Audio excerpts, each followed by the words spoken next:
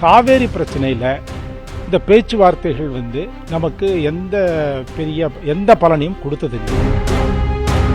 விஜய் அவர்கள் முயற்சி எடுத்திருக்கிறார், அது ஒரு நல்ல எண்ணத்தில் அவர் எடுத்திருக்கிறாரு. பட் அவர் இப்போ போனார்னா ஒரு எம்ஜிஆர் இருந்தபோது அவர் அப்போதைய கர்நாடக முதலமைச்சர் சந்தித்து, அதாவது அதெல்லாம் பலமுறை நடந்திருக்கு. இது ஏதோ எம்ஜிஆர் மட்டும் இல்லை, அதுக்கு முன்பு பலமுறை நடந்திருக்கு. ஆனால் அதெல்லாம் அந்தந்த ஒரு சிறிய அளவில் ஒரு நிவாரணம் கிடைப்பதற்கு கிடைத்தது. ஆனால் அதற்காக மட்டும் அவங்க போகலை. அவர்களுடைய மாநிலத்தில் இருக்கின்ற விவசாயிகளுடைய தேவைக்கு தண்ணீர் திறந்து விடாத பொழுது தமிழ்நாட்டினுடைய விவசாயிகளுடைய தேவைக்கு தண்ணீர் திறந்து விடுவார்களா? காவிரியில் மாதந்தோறும் தமிழகத்திற்கு தர வேண்டிய தண்ணீரை பெறுவதற்காக தமிழக முதலமைச்சர் ஜோசப் விஜய் கர்நாடகா செல்வதற்கும், குறிப்பாக அந்த மாநில முதலமைச்சரை சந்திப்பதற்கும் நேரம் கேட்டிருப்பதாக சொல்லப்படுகிறது. இந்த பேச்சுவார்த்தை மூலம் தீர்வு எந்த அளவுக்கு சாத்தியம் என்பது குறித்து பேசுவதற்காக இந்த காவிரி தொடர்பாக பல்வேறு ஆண்டுகள் இது குறித்து ஆராய்ச்சி மற்றும் புத்தகங்களை வெளியிட்டிருக்கிற மூத்த பத்திரிகையாளர் ராமகிருஷ்ணன் நம்மிடம் இருக்கார். அவரிடம் கேட்கலாம். சார், நீங்க இந்த காவிரி சப்ஜெக்டை ரொம்ப நீண்ட காலமா ஃபாலோ பண்றவர், இந்த பேச்சுவார்த்தை தீர்வு எந்த அளவுக்கு சாத்தியம்? அதாவது பேச்சுவார்த்தை மூலமாக இந்த நதிநீர் பிரச்சனைகளை தீர்த்து கொள்ள வேண்டும் என்பதுதான் சர்வதேச ரீதியில் சொல்லப்படுகின்ற ஒரு ஒரு விதி, ஒரு கோட்பாடு என்று சொல்லலாம். ஆனால் துரதிருஷ்டவசமாக காவேரி பிரச்சனையில் இந்த பேச்சுவார்த்தைகள் நமக்கு எந்த பலனையும் கொடுத்ததில்லை. நடுவர் மன்றம் ஜூன் 1990 உருவாக்கப்படுவதற்கு முன் 26 சுற்று பேச்சுவார்த்தைகள் பல தரப்பில், ஓகே, இருதரப்பு, முத்தரப்பு, பல தரப்பு அந்த மாதிரியும் நடந்தது. ஆனால் எதுவுமே யாருக்கும் ஒரு திருப்தி அளிக்கின்ற வகையில் அந்த பிரச்சனையை தீர்க்கிற மாதிரி இல்லை. ஸோ அதனால தான் நடுவர் மன்றம் வந்தது. அதுக்கு பிறகு வெவ்வேறு காரணங்களுக்காக சில பேச்சுவார்த்தைகள் நடைபெற்றன அந்த 1990க்கு பிறகு. ஆனால் நீங்க பாத்தீங்கன்னா அதுக்கு பிறகு 1996 ஆகஸ்டிலிருந்து ஜனவரி 1997 ஜனவரி மாதம் வரை ஒரு 5 சுற்று பேச்சுவார்த்தைகள் நடைபெற்றன. அதற்கு பிறகு 1998 காவேரி நதிநீர் ஆணையம் ஒன்று அமைக்க வேண்டும், அதாவது இடைக்கால தீர்ப்பை நடைமுறைப்படுத்துவதற்கு ஒரு அமைப்பு இருக்க வேண்டும் என்பதற்காக அதுக்காக ஒரு பேச்சுவார்த்தை நடந்து, அந்த ஒரு பேச்சுவார்த்தை தான் திருப்திகரமாக அமைச்சதே தவிர, அது 98 ஆகஸ்ட், அது பிரைம் மினிஸ்டர் அப்போ வாஜ்பாய் இருந்தார். அவர் தலைமையில் அந்த படுகையில் இருக்கின்ற அனைத்து முதலமைச்சர்களும், படுகை மாநில அனைத்து முதலமைச்சர்களும், அப்போ EK நாயனார் இருந்தார், இங்கே கருணாநிதி இருந்தார், கர்நாடகாவில் JH பட்டேல் இருந்தார், ஜானகிராமன் இருந்தார் நினைக்கிறேன் பாண்டிச்சேரியில்.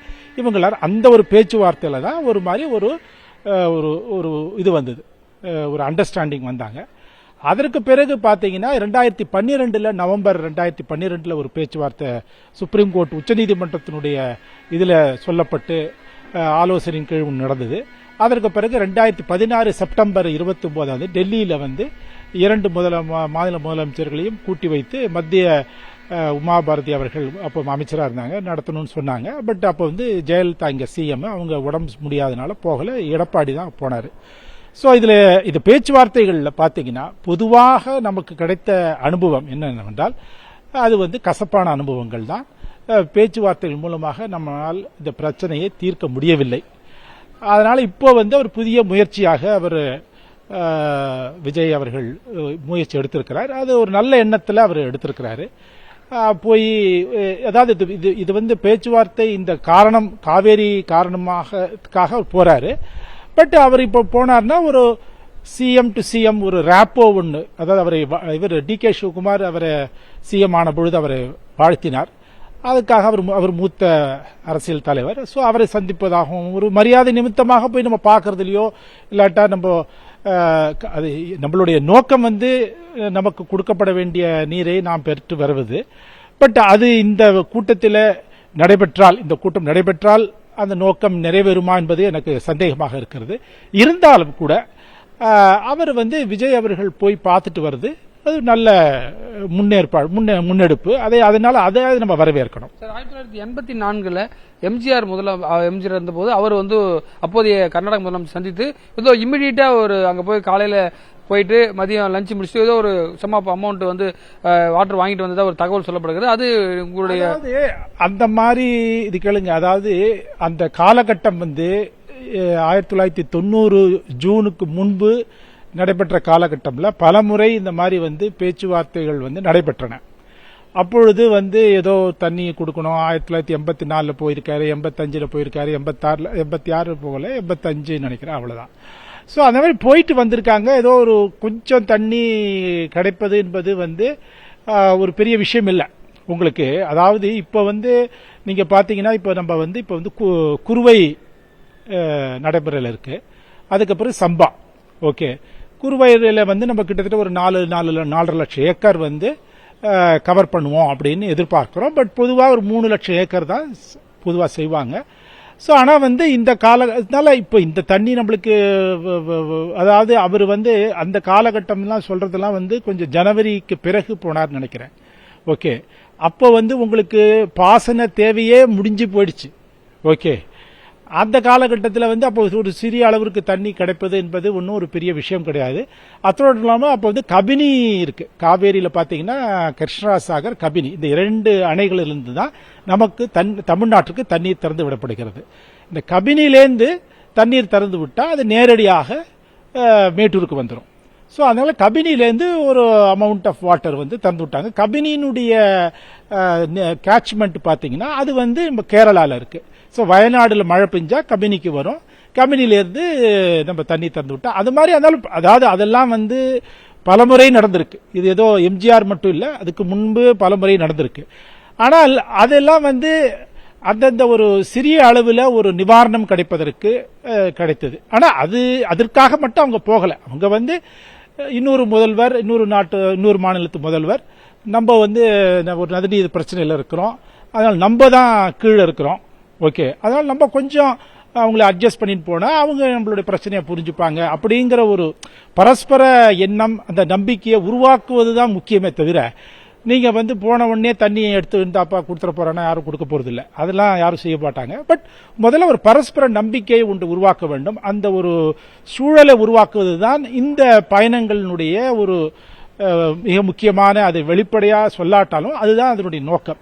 அது அவரு நடந்திருக்கு, நான் இல்லைன்னு சொல்ல. அது மாதிரி பலமுறை நடந்திருக்கு. இதனால அவங்க வந்து ஏதோ ஒரு சில ஞாபகத்துல சொல்றாங்க.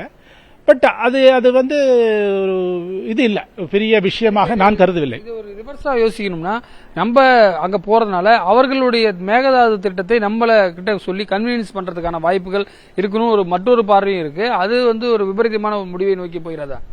அதாவது மேகதாது வந்து நீங்க மேகதாதுக்கு வந்து நீங்க வந்து அவங்க நிச்சயம் அதை எழுப்புவாங்க. ஓகே, ஏனென்றால் அவர்கள் என்ன சொல்லுகின்றார்கள் என்றால், இப்பொழுதைக்கு நாங்க வந்து குடிநீர் தேவைக்கு தான், கர்நாடகத்திலேயே குடிநீர் தேவைக்கு தான் அங்க தண்ணீர் திறந்து விட்டு வருகிறார்கள். அங்கு பாசன தேவைக்கான தண்ணீர் அங்கு கர்நாடக நீர்த்தேக்கங்களிலிருந்து அவர்கள் திறந்து விடவில்லை. அதை ஒரு கொள்கை முடிவாகவே இந்த வருடம் எடுத்திருக்கிறார்கள். ஓகே, அப்பொழுது அவர்கள் வந்து அவர்களுடைய மாநிலத்தில் இருக்கின்ற விவசாயிகளுடைய தேவைக்கு தண்ணீர் திறந்து விடாத பொழுது தமிழ்நாட்டினுடைய விவசாயிகளுடைய தேவைக்கு தண்ணீர் திறந்து விடுவார்களா என்பது ஒரு கேள்வி இருக்கிறது. ஆனாலும் நம்மளுடைய உரிமையை நம்ம நிலைநாட்டுவதற்காக செல்கின்றோம். இந்த பேச்சுவார்த்தையை பயன்படுத்திக் கொண்டு, இந்த வாய்ப்பை பயன்படுத்திக் கொண்டு மேகதாது குறித்து பேசலாம். ஆனால் நான் என்ன சொல்வேன் என்றால், மேகதாதுவை இந்த முறையில் நீங்க பேசாட்டா கூட ஒரு ரவுண்ட் ஆஃப் டாக்ஸ் நடத்தி, ஏனென்றால் மேகதாதுவை பற்றி உடனடியாக பேசி அதுல ஒரு பெரிய தீர்வு வர வேண்டும் என்பது அவசியம் இல்லை. அதை இன்னும் கொஞ்சம் கால அவகாசம் எடுத்துக்கொண்டு கூட அதை பற்றி பேசணும். ஏனென்றால் நாம் வந்து இப்ப நடுவர் மன்றம் வேண்டும் என்று கேட்டிருக்கிறோம். அதுக்கு மேகதாதுக்கு. அப்படி இருக்கும் பொழுது சட்டம் என்ன சொல்கிறது என்றால், பேச்சுவார்த்தைகளின் மூலம் தீர்க்கப்படாத ஒரு நதிநீர் பிரச்சனைக்கு தான் நடுவர் மன்றம் என்று அது சொல்லியிருக்கிறது. அப்படி இருக்கும் பொழுது பேச்சுவார்த்தையை நடத்தாத பிரச்சனையை நாம் நடுவர் மன்றம் கேட்டோம் என்றால், நீங்கள் வந்து மத்திய அரசு இதுவரையில் நமக்கு பதில் சொல்லவில்லை, அது கடைசி வரை பதில் சொல்லாது என்றுதான் நான் எதிர்பார்க்கிறேன். நீங்க சுப்ரீம் கோர்ட்டுக்கு போனாலும் நீங்கள் பேச்சுவார்த்தை நடத்தினீர்களா, ஏதாவது அவர்களுக்கு கடிதங்கள் எழுதினீர்களா, அவர்களோட ஏதாவது விவாதம் நடத்தினீர்களா என்று கேட்டார் என்றால், நாம் விவாதம் ஒன்றும் நடத்தவில்லை இதற்காக அப்படின்னு பதில் சொல்ல வேண்டியிருக்கும். அதனால அதற்காக கூட்டம் என்பது தனியாக இருக்கட்டும். இப்பொழுது இங்க நம்ம காவேரி டெல்டால விவசாயிகள் ஏதோ அவங்களுக்கு ஓரளவிற்கு நிவாரணம், அதாவது அந்த ஒரு பெரிய பாசனம் நம்மளுக்கு விவசாயம் செய்யாட்டா கூட இருக்கின்ற தாவரம், அந்த செடிகள், அப்புறம் விலங்குகள், அப்புறம் அந்த என்வாயர்மெண்டல் ஃப்ளோஸ்ன்னு சொல்லுவாங்க, அதுக்காவது சுற்றுச்சூழல் இது இருக்கிறது. ஓகே, பேச முடியாத உயிரினங்கள் இருக்கின்றன, அதற்காவது நம்ம தண்ணீர் எங்களுக்கு திறந்து விடுங்கள். அதனால அப்படிதான் நம்ம அந்த முறையில் ஓகே அப்படிதான் கேட்க முடியும் நான் நினைக்கிறேன். மற்றபடி ஆனால் அது அவர்கள் நீங்க கேட்ட கேள்விக்கு பதில் இதை அவர்கள் பயன்படுத்திக் கொள்வார்கள். ஆனால் நாம் அந்த வலையில விழ வேண்டிய அவசியம் இல்லை. நம்மளுடைய அதிகாரிகள் மீது, நம்மளுடைய அமைச்சர்கள் மீது, நம்மளுடைய முதலமைச்சர் மீது நமக்கு நம்பிக்கை இருக்க வேண்டும். அதனால் அவர்கள் என்ன வேணாலும் வலையை விரிக்கலாம். ஏனென்றால் நீங்கள் பெங்களூருக்கு வந்திருக்கிறீர்கள், எங்கள் மேகதாது பிரச்சனையை கொஞ்சம் கேளுங்கள் என்று சொல்லலாம். அதை பற்றி பேசுவதற்கு வருகிறோம். இன்னும் பெங்களூருக்கும் சென்னைக்கும் இடையில் என்ன 300 கிலோமீட்டர், 350 கிலோமீட்டர் தான். அதனால ஒன்றும் பெரிய இது இல்லை. அவர்கள் சென்னைக்கும் நீங்கள் வாருங்கள் என்று சொல்லுவோம். அதனால அதற்கென்று தனியாக விவாதம் கூட நடத்திக் கொள்ளலாம். ஏனென்றால் நம் நடுவர் மன்றம் வேண்டும் என்று தீர்மானமும் நாம் போட்டுட்டோம் சட்டமன்றத்தில். அதனால அது திமுக அரசு எடுத்த முடிவு, அதை யாரோடும் கலந்து ஆலோசிக்காமல் எடுத்த முடிவு. ஓகே, இந்த அரசு ஒரு தொடர்ச்சி இருக்க வேண்டும் என்பதற்காக அதை ஆதரித்து தீர்மானம் போட்டு விட்டார்கள். ஆனால் இப்பொழுது நாம் அப்படி இருக்கும் பொழுது நம்ம பேச்சுவார்த்தை என்றால் கோர்ட் சொல்வதற்கு முன்பு கோர்ட்ல போய் சொல்ல முடியும். நீங்க பேச்சுவார்த்தை நடத்தி பேச்சுவார்த்தை எந்தவித பலனையும் அளிக்காதனால தான் நாம் கோர்ட்டுக்கு வந்திருக்கிறோம் என்று சொன்னால் நம்மளுடைய கரம் வலுவாக இருக்கும். அந்த காவிரி விவகாரத்தில் கடைசியாக 2012 அப்போதைய முதலமைச்சர் ஜெயலலிதா ஜெகதீஷ் ஷெட்டருடன் சந்தித்திருப்பாகவும், அதற்கு பிறகு 2016 எடப்பாடி பழனிசாமி உமாபாரதி நீர்வளத்துறை அமைச்சராக ஒரு சந்திப்பு நடந்ததாகவும் விரிவாக நம்மிடம் பகிர்ந்திருக்கிறார். புதிய தலைமுறைக்காக ஒளிப்பதிவாளர் சிவராஜுடன் ரமேஷ்.